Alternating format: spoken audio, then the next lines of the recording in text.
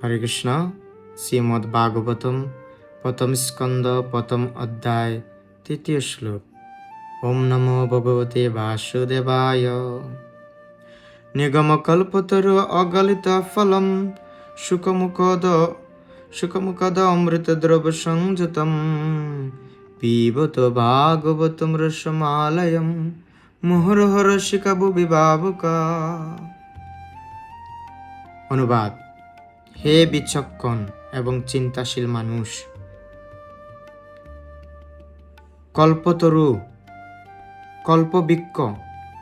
কল্পবৃক্ষরূপী বৈদিক শাস্ত্রের অত্যন্ত সুপক্ষ ফল শ্রীমদ্ ভাগবত আস্বাদন করুন। তা শিল সুখদেব গোস্বামীর শ্রীমুখ থেকে নিশ্চিত হয়েছে, তাই সেই ফলটি আরও উপদেয় হয়েছে। যদিও এই অমৃতময় রস মুক্ত পুরুষরা পর্যন্ত আস্বাদন করেন। হরে কৃষ্ণ।